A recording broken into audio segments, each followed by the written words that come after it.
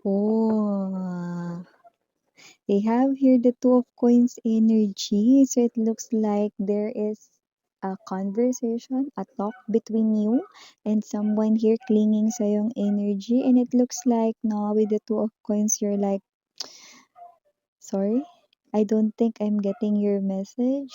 Yan, no? Parang nga, hindi mo maintindihan, pero ang lakas ng kabog ng dibdib mo, pero parang nga, hindi mo magets kahit na parang pinapaliwanag or may sinasabi niya siya sa'yo. Yun, no? Ano kaya yun, no? Okay. Mukhang iba na naman to. Mukhang ako na naman magpapaliwanag dito.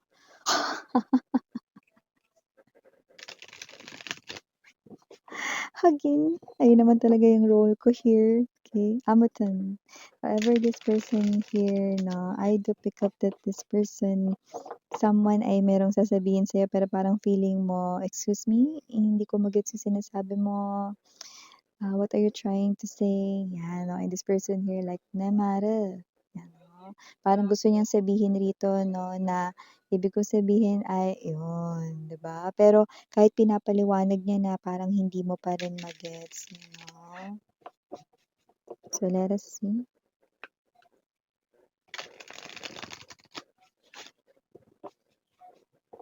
Kung ang temperance ang ating ultimate bartender. Ako naman ang inyong ultimate interpreter, you know? So, let us see.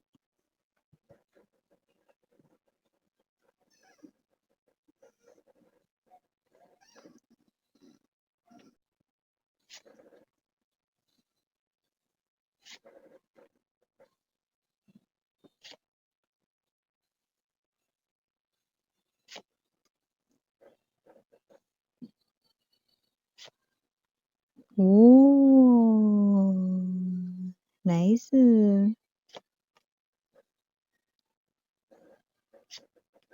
Center of the reading, we have here our ultimate bartender, the temperance. Ace of coins here.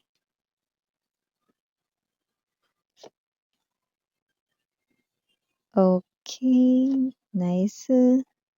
Five of cups in reverse.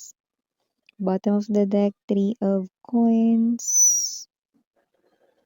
Six of cups. Okay.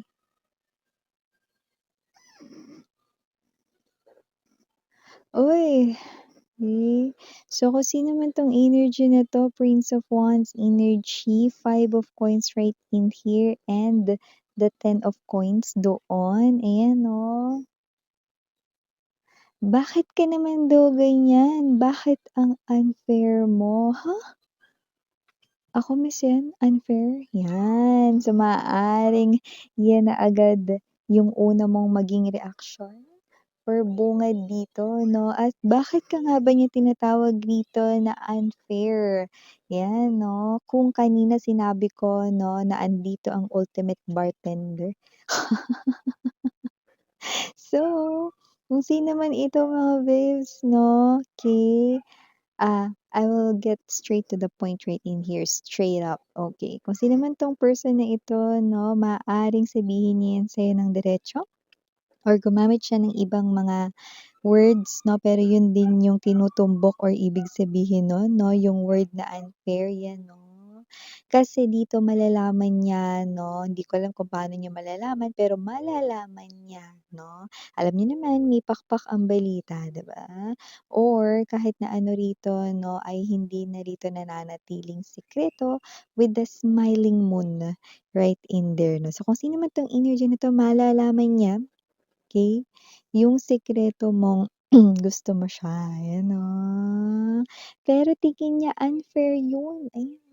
Unfair daw yun, hindi puwedeng ikaw ay may gusto sa kanya. Wow, 'di ba? So, are you saying, Miss Yan, na talaga gusto niya na sabihin ko sa kanya na dapat hindi siya yung gusto ko? Wow! What a confidence, 'no? Hindi gano'n. Kundi ang ibig niyang sabihin, ang unfair mo naman. Kasi hindi mo dapat itago yung feelings mo para sa kanya, hindi lang dapat ikaw yung may gusto sa kanya kasi gusto ka din niya. Ay go, ay go, ay go. Kaya kung sino mo 'tong energy na 'to, gusto ka rin niya, unfair na ikaw lang yung may gusto sa kanya 'no, unfair na nililihim mo lang 'yan, so dapat sabihin mo na 'yan 'no. Dahil siya rin may gusto sa'yo rito 'no at unfair na nagmamahal ka lang rito ng palihim at patago 'no. So, umpisa na ng aminan dito kaya naman pala nakangiti ang ating buwan dito 'no dahil, itong person na 'to 'no, napaka-perfect timing, divine timing talaga ito with the Temperance, our ultimate bartender, para ma-reveal na with the Ten of Wands energy 'no at finally masabi na rin ang kanyang tunay na damdamin sa'yo 'no. So, definitely this person here ay heading towards your way. Ten of Coins energy, nagmamadali pa nga here. Innocence, and there's this Eight of Swords right in here. So definitely, sasabihin niya sa'yo rito, no, na matagal na rin siyang may gusto sa'yo. Ayan, no. Kung makapagsabi naman siyang unfair na nililihim mo yung feelings, siya rin naman nilihim yung feelings sa'yo. Alam mo minsan importante talaga yung magpakiramdaman kayo, eh. Importante talaga yan, eh, oh. Tapos paminsan-minsan dapat magbigay rin kayo ng hints or clue sa isa't isa na gusto niyo isa't isa, eh, di sana hindi kayo nag-intay ng ganito katagal 'no, ano ba yun, katugal, bulol yung reader. So yun nga 'no, okey. So kasi naman 'tong energy na 'to malinaw na malinaw na ang taong ito ay happy. Okay, pero yun nga ano gagamitin niya talaga yung salitang unfair, yan 'no. So nakikita ko rito 'no para matapos na rin 'no kasi ang tagal niya na rin 'tong tinatago, gusto niya rin talaga 'tong ilabas. Eto na yung perfect timing nun. We have here the Nine of Coins energy and the Wheel. Nakikita ko rin dito na oras na para ikaw ay pumasok sa isang relasyon. At hindi ito basta isang relasyon lamang, look at that, okey.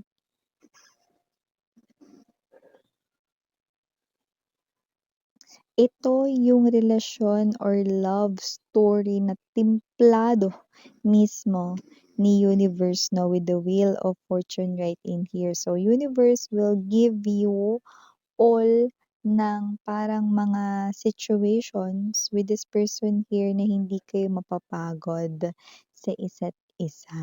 Yun, oh, sa pamamagitan ng pagpapadala ng mga pagsubok or talaga miss yun?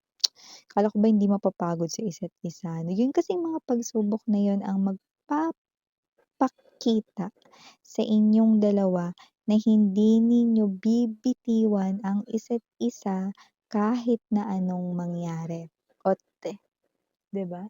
Kasi yung iba 'di ba, konting pagsubok lang bumibigay na, bumibitaw na 'no, pero itong tao na 'to hindi, with the Ace of Coins energy, yung mga pagsubok na yun ay blessings in disguise para mas maramdaman mong tunay kanyang minamahal. So, nakikita ko rito that with the Five of Cups in reverse, siya rito mga babes, no, ang makakapagtanggal ng iyong lungkot sa iyong mga hindi magandang experiences sa love life mo, sa iyong mga dating nakarelasyon. No? At nakita ko rin dito na kung sino tong energy na to, na ito yung energy na may pagmamahal sa what's this, or may pagpapahalaga at pagmamahal sa kanya ritong family. So, ibig sabihin kung kaya niya ritong alagaan ang kanyang sariling family, yung mom niya, yung mga kapatid niya, no? Kaya ibig sabihin, kaya ka rin nitong alagaan, 'no? At ang magiging pamilya ninyo, wala tayo ditong gender ha, para lalaki LGBT.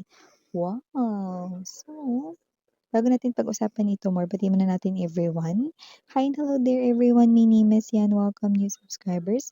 Returning Instant buyers, thank you so much. Puyaters, thank you so much. At kung di niyo pa alam, may main channel tayo. Ang link niyan down below sa description box. Kaya kung interesado, i-click lang yung link dyan para mapunta po kayo doon. Araw-araw ay nag-upload tayo ng collective readings for all signs there. At yun nga, wala tayong gender dito, kagaya na binanggit ko kanina. At syempre timeless tayo dito, puwedeng nangyari na, sa iba nangyayari na, sa iba mangyayari pa lang. Kaya naman just think only what resonates. But here, I do see that whoever this energy is, this person here, no, ay matagal rin talaga ditong naghintay, no, ng pagkakataon, no, na ganito. Okay? Lalo na kung mga divine feminine kayo. Yan, no. So, kung sino rin tong energy na to, no, nakita ko rito, no, na itong person na 'to 'no, ay super happy nung malaman or kapag nalaman niya na may gusto ka sa kanya rin 'no. Siyempre 'di ba, hindi lahat ng gusto mo, gusto ka rin, 'di ba? So, ang ganda dito kasi itong tao na 'to wala kang kamalay-malay 'no, akala mo, wala siyang gusto sa'yo pero yun pala meron. Tapos handa niya niyang i-sploop 'no or sabihin sa'yo.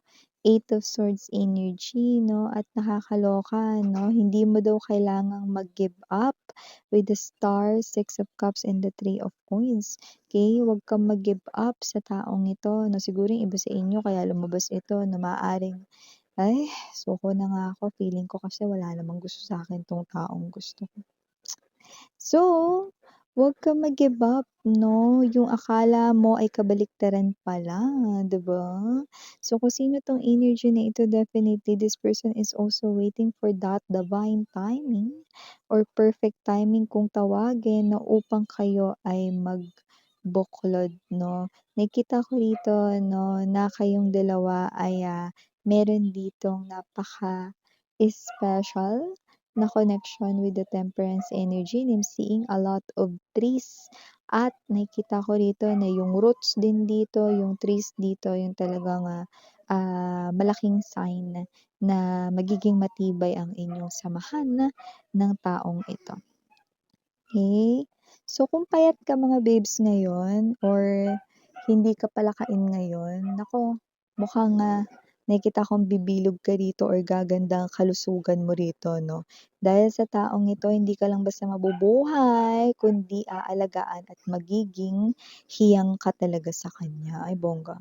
No, so nakikita ko rin dito na itong tao na to ay may pagpapahalaga sa mga memories. Hindi lang niya ito basta i-remember or tatandaan, kundi ito rin ay kanyang ipapa-develop like photos, photo album, no? Ilalagay sa frame, i-display sa sofa, no? Or sa living room or whatever, no? I-display sa sofa. So, yun nga 'no, kung sino rin 'tong energy na 'to na this person here ay someone na katuparan rito ng mga pangarap mo lang dati sa love or katuparan dito ng mga, dreams mo 'no, sa iyong reality. At nakikita ko rin na itong tao na 'to 'no, once talaga na malaman niya rito yung as in direct niya talagang malalaman 'to, ewan ko, puwedeng may magsabi rin kasi rito, 'no, puwedeng nasabi mo sa ka-close mo, nabanggit mo, gano'n. O baka naman narinig niya mismo 'no, galing sa bibig mo, okey? So nakikita ko 'no, na itong tao na 'to hindi mag-aaksaya sa mismong araw din na yun maaaring ipagtapat niya rin ang damdamin niya sa'yo. Oh, see? So kung sino man 'tong energy na 'to 'no, ito yung klase niyang energy rito nakikita kong habulin rin ng iba pero ikaw ang kanya ritong gusto so wala siyang magagawa dun. Yun, oh. At nakikita ko rin dito that this person here ay, kaya niya ng harapin dito kasi kinakabahan kaya siya 'no, with this bear. Ito yung kanya ritong takot, eh. But this person here ay gaining courage 'no, to speak out yung kanyang real feelings for you, okay? So, sasabihin niya rin sa'yo na kaya hindi niya rin pinapansin yung iba kasi ikaw yung gusto niya. Ay,